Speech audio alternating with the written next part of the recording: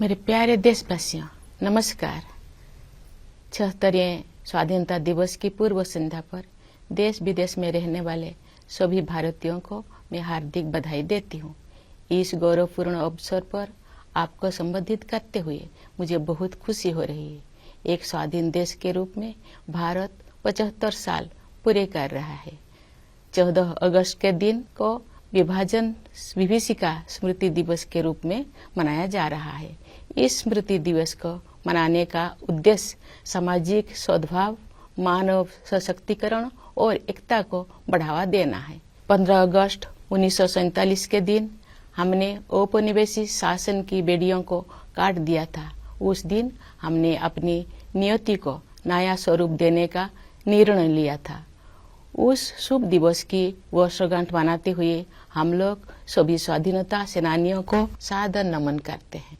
उन्होंने अपना सर्वस्व बलिदान कर दिया ताकि हम सब एक स्वाधीन भारत में सांस ले सके। भारत की आजादी हमारे साथ साथ विश्व में लोकतंत्र के हर समर्थक के लिए उत्सव का विषय है। जब भारत स्वाधीन हुआ तो अनेक अंतर्राष्ट्रीय नेताओं और विचारकों ने हमारी लोकतांत्रिक शासन प्रणाली की सफलता के विषय में आशंका व्यक्त की थी। उनकी इस आशंका के कई कारण भी थे। उन दिनों लोकतंत्र आर्थिक रूप से उन्नत राष्ट्र तक ही सीमित था। विदेशी शासकों ने वर्षों तक भारत का शोषण किया था। इस कारण भारत के लोग गरीबी और अशिक्षा से जूझ रहे थे। लेकिन भारतवासियों ने उन लोगों की आशंकाओं को गलत साबित कर दिया। भारत की मिट्टी में लोकतंत्र की जोड़ें लगातार गहरी और मजबूत होती गई। अधिकांश लोकतांत्रिक देशों में वोट देने का अधिकार प्राप्त करने के लिए महिलाओं को लंबे समय तक संघर्ष करना पड़ा। लेकिन हमारे गणतंत्र की शुरुआत से ही भारत ने सार्वभौमिक वयस्क मताधिकार को अपनाया।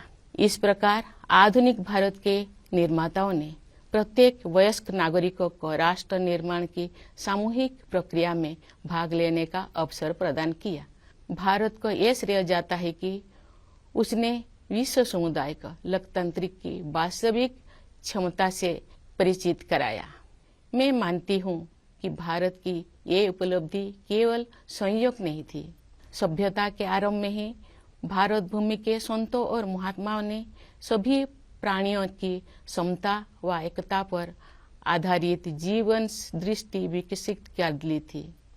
महात्मा गांधी जैसे महानायक के नेतृत्व में हुई स्वाधीनता संग्राम के दौरान हमारे प्राचीन जीवन मूल्यों को आधुनिक युग में फिर से स्थापित किया गया। इसी कारण से हमारे लोकतंत्र में भारतीयता के तत्व दिखाई देते हैं।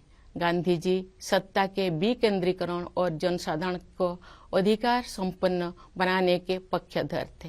पिछले 75 सप्ताह से हमारे देश में स्वाधीनता संग्राम के महान आदर्शों का स्मरण किया जा रहा है। आजादी का अमृत महोत्सव मार्च 2021 में दांडी यात्रा की स्मृति को फिर से जीवंत रूप देकर शुरू किया गया है। उस युगांतरकारी आंदोलन में हमारे संघर्ष को विश्व पटल पर स्थापित किया था। उसे सम्मान देकर हमारे इस महोत्सव की शुरुआत की गई। ये महोत्सव भारत की जनता को समर्पित है। देशवासियों द्वारा हासिल की गई सफलता के आधार पर आत्मनिर्भर भारत के निर्माण का संकल्प भी इस उत्सव का हिस्सा है। हर आयु वर्ग के नागरिक पूरे देश में आयोजित इस महोत्सव के कार्यक्रम में उत्साहपूर्वक भाग ले रहे हैं। ये भव्य महोत्सव अब हर घर तिरंगा अभियान के साथ आगे बढ़ रहा है। आज देश के कोने कोने में हमारा तिरंगा शान से लहरा रहा है। स्वाधीनता आंदोलन के आदर्शों के प्रति इतने व्यापक स्तर पर लोगों में जागरूकता को देखकर हमारे स्वाधीनता सेनानी अवश्य प्रफुल्लित हुए होते। हमारा गौरवशाली स्वाधीनता संग्राम इस विशाल भारत भूमि में बहादुरी के साथ संचालित होता रहा। अनेक महान स्वाधीनता सेनानियों ने वीरता के उदाहरण प्रस्तुत किए और राष्ट्र जागरण की मशाल अगली पीढ़ी को सौंपे। अनेक वीर योद्धाओं तथा उनके संघर्षों, विशेषकर किसानों और आदिवासी समुदाय के वीरों का योगदान एक लंबे समय तक सामूहिक स्मृति से बाहर रहा। पिछले वर्ष से हर 15 नवंबर को जनजातीय गौरव दिवस के रूप में मनाने का सरकार का निर्णय स्वागत योग्य है। हमारे जनजातीय महानायक केवल स्थानीय या क्षेत्रीय प्रतीक नहीं है, बल्कि ये पूरे देश के लिए प्रेरणा का स्रोत है। प्यारे देशवासियों, एक राष्ट्र के लिए, विशेष रूप से भारत जैसे प्राचीन देश के लंबे इतिहास में 75 वर्ष का समय बहुत छोटा प्रतीत होता है, लेकिन व्यक्तिगत स्तर पर ये कालखंड एक जीवन यात्रा जैसा है। हमारे वरिष्ठ नागरिकों ने अपने जीवन काल में अद्भुत परिवर्तन देखे हैं। ये गवाह है कि कैसे आजादी के बाद सभी पीढ़ियों ने कड़ी मेहनत की, विशाल चुनौतियों का सामना किया और स्वयं अपने भाग्य विधाता बने। इस दौर में हमने जो कुछ सीखा है वो सब उपयोगी साबित होगा, क्योंकि हम राष्ट्र की यात्रा में एक ऐतिहासिक पड़ाव की ओर आगे बढ़ रहे हैं। हम सब 2047 में स्वाधीनता के शताब्दी उत्सव तक की 25 वर्ष की अवधि यानी भारत के अमृत काल में प्रवेश कर रहे हैं। हमारा संकल्प है कि वर्ष 2047 तक हम अपने स्वाधीनता सेनानियों के सपनों को पूरी तरह साकार कर लेंगे। इसी कालखंड में हम बाबा साहेब भीमराव अंबेडकर के नेतृत्व में संविधान का निर्माण करने वाला विभूतियों के विजन को साकार कर चुके होंगे। एक आत्मनिर्भर भारत के निर्माण में हम पहले से ही तत्पर है। वो एक ऐसा भारत होगा जो अपनी संभावनाओं को साकार कर चुका होगा। दुनिया ने हाल के वर्षों में एक नए भारत को उभरते हुए देखा है। खासकर कोविड-19 के प्रकोप के बाद इस महामारी का सामना हमने जिस तरह किया है, उसकी सर्वत्र सराहना की गई है। हमने देश में ही निर्मित वैक्सीन के साथ मानव इतिहास का सबसे बड़ा टीकाकरण अभियान शुरू किया। पिछले महीने हमने 200 करोड़ वैक्सीन कवरेज का आंकड़ा पार कर दिया है। इस महामारी का सामना करने में हमारी उपलब्धियां विश्व के अनेक विकसित देशों से अधिक रही है। इस प्रशंसनीय उपलब्धि के लिए हम अपने वैज्ञानिकों, डॉक्टरों, नर्सों, पैरामेडिक्स और टीकाकरण से जुड़े कर्मचारियों के आभार हैं। इस आपदा में कोरोना योद्धाओं द्वारा किया गया योगदान विशेष रूप से प्रशंसनीय है। कोरोना महामारी ने पूरे विश्व में मानव जीवन और अर्थव्यवस्थाओं पर कठोर प्रहार किया है। जब दुनिया इस गंभीर संकट के आर्थिक परिणामों से जूझ रही थी, तब भारत ने स्वयं को संभाला और अब पुनः तीव्र गति से आगे बढ़ने लगा है। इस समय भारत दुनिया में सबसे तेजी से बढ़ रही प्रमुख अर्थव्यवस्था में से एक है। भारत को स्टार्टअप इकोसिस्टम का विश्व में ऊंचा स्थान है। हमारे देश में स्टार्टअप्स की सफलता, विशेषकर यूनिकॉर्न्स की बढ़ती हुई संख्या हमारी औद्योगिक प्रगति का शानदार उदाहरण है। विश्व में चल रही आर्थिक कठिनाई के विपरीत भारत की अर्थव्यवस्था को तेजी से आगे बढ़ाने के श्रेय सरकार तथा नीति निर्माताओं को जाता है। पिछले कुछ वर्ष के दौरान फिजिकल और डिजिटल इंफ्रास्ट्रक्चर के विकास में अभूतपूर्व प्रगति हुई है। प्रधानमंत्री गति शक्ति योजना के द्वारा कनेक्टिविटी को बेहतर बनाया जा रहा है। परिवहन के जल, थल, वायु आदि पर आधारित सभी माध्यमों को भलीभांति एक दूसरे के साथ जोड़कर पूरे देश में आवागमन को सुगम बनाया जा रहा है।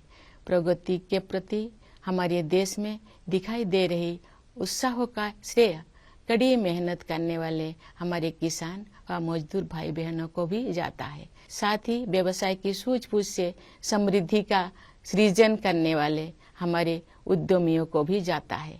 सबसे अधिक खुशी की बात है कि देश का आर्थिक विकास और अधिक समावेशी होता जा रहा है तथा क्षेत्रीय विषमताएं भी कम हो रही है। लेकिन ये तो केवल शुरुआत ही है। दूरगामी परिणाम वाले सुधारों और नीतियों द्वारा इन परिवर्तनों की आधारभूमि पहले से ही तैयार की जा रही थी। उदाहरण के लिए डिजिटल इंडिया अभियान द्वारा ज्ञान पर आधारित अर्थव्यवस्था की आधारशिला स्थापित की जा रही है। राष्ट्रीय शिक्षा नीति का उद्देश्य भावी पीढ़ी को औद्योगिक क्रांति के अगले चरणों के लिए तैयार करना तथा उन्हें हमारी विरासत के साथ फिर से जोड़ना भी है। आर्थिक प्रगति से देशवासियों का जीवन और भी सुगम होता जा रहा है। आर्थिक सुधारों के साथ साथ जन कल्याण के नए कदम भी उठाया जा रहे हैं। प्रधानमंत्री आवास योजना की सहायता से गरीब के पास स्वयं का घर होना अब एक सपना नहीं रह गया, बल्कि सच्चाई का रूप ले चुका है। इसी तरह जल जीवन मिशन के अंतर्गत हर घर जल योजना पर कार्य चल रहा है। इन उपायों का और उसी तरह के अन्य प्रयासों का उद्देश्य सभी को, विशेषकर गरीबों को, बुनियादी सुविधाएं प्रदान करना है। भारत में आज संवेदनशीलता व करुणा के जीवन मूल्यों को प्रमुखता दी जा रही है। इन जीवन मूल्यों का मुख्य उद्देश्य हमारे वंचित, जरूरतमंदों तथा समाज के हाशिए पर रहने वाले लोगों के कल्याण हेतु कार्य करना है। हमारे राष्ट्रीय मूल्यों को नागरिकों के मूल कर्तव्यों के रूप में भारत के संविधान में समाहित किया गया है। देश के प्रत्येक नागरिक से मेरा अनुरोध है कि वे अपने मूल कर्तव्यों के बारे में जानें, उनका पालन करें, जिससे हमारा राष्ट्र नई ऊंचाइयों को छू सके। प्यारे देशवासियों, आज देश में स्वास्थ्य, शिक्षा और अर्थव्यवस्था तथा उनके साथ जुड़े अन्य क्षेत्रों में जो अच्छे बदलाव दिखाई दे रहे हैं, उनके मूल में सुशासन पर विशेष बल दिए जाने की प्रमुख भूमिका है। जब राष्ट्र सर्वोपरि की भावना से कार्य किया जाता है तो उसका प्रभाव प्रत्येक निर्णय एवं कार्य क्षेत्र में दिखाई देता है। ये बदलाव विश्व समुदाय में भारत की प्रतिष्ठा में भी दिखाई दे रहा है। भारत के नया आत्मविश्वास का स्रोत देश के युवा, किसान और सबसे बढ़कर देश की महिलाएं हैं। अब देश में स्त्री पुरुष के आधार पर असमानता कम हो रही है। महिलाएं अनेक रूढ़ियों और बाधाओं को पार करते हुए आगे बढ़ रही हैं। सामाजिक और राजनीतिक प्रक्रियाओं में उनकी बढ़ती भागीदारी निर्णायक साबित होगी।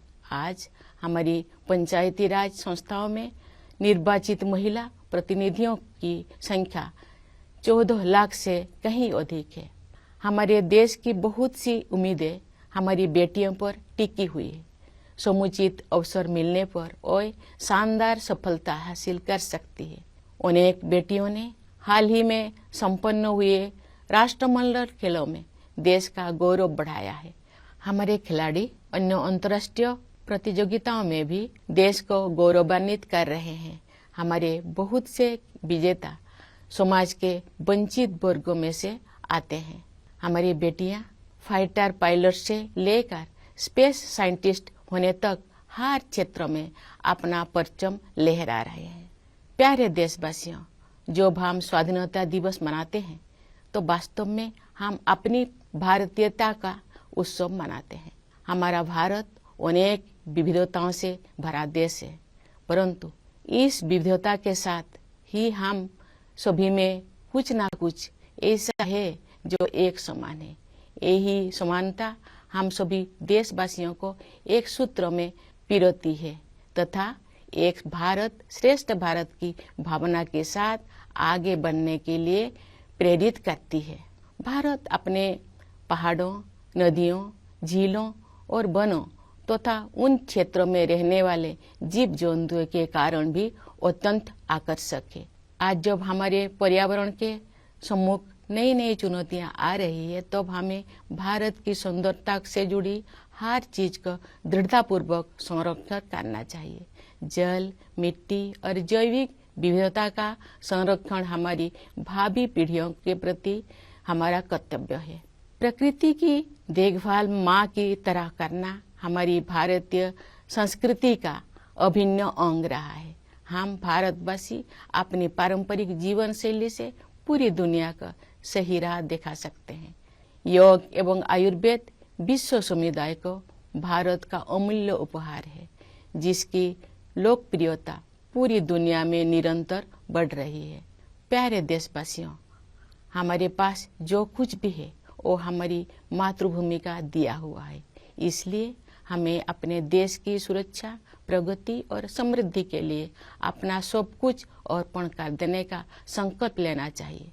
हमारे अस्तित्व की सार्थकता एक महान भारत के निर्माण में ही दिखाई देगी। कन्नड़ा भाषा के माध्यम से भारतीय साहित्य को समृद्ध करने वाले महान राष्ट्रवादी कवि कुवेंपु ने कहा है, नानु अड़िए नीनु अड़िए नम्मा एलुबुगोड़ मेले मूडुबुदु नव भारत दलीले। अर्थात मैं नहीं रहूंगा, नहीं रहेंगे तुम, परंतु हमारी अस्थियों पर उदित होगी नई भारत की महागाथा। उस राष्ट्रवादी कवि का ये स्पष्ट आह्वान है कि मातृभूमि तथा देशवासियों के उत्थान के लिए सर्वस्व बलिदान करना हमारी आदर्श होना चाहिए। इन आदर्शों को अपनाने के लिए मैं अपने देश के युवाओं से विशेष अनुरोध करती हूँ। वे युवा ही 2047 के भारत का निर्माण करेंगे। अपना संबोधन समाप्त करने से पहले मैं भारत के सशस्त्र बलों, विदेशों में स्थित भारतीय मिशनों और अपनी मातृभूमि को गौरवान्वित करने वाले प्रवासी भारतीयों को स्वाधीनता दिवस की बधाई देती हूँ। मैं सभी देशवासियों के सुखद और मंगलमय जीवन के लिए शुभकामनाएं व्यक्त करती हूँ। धन्यवाद। जय हिंद।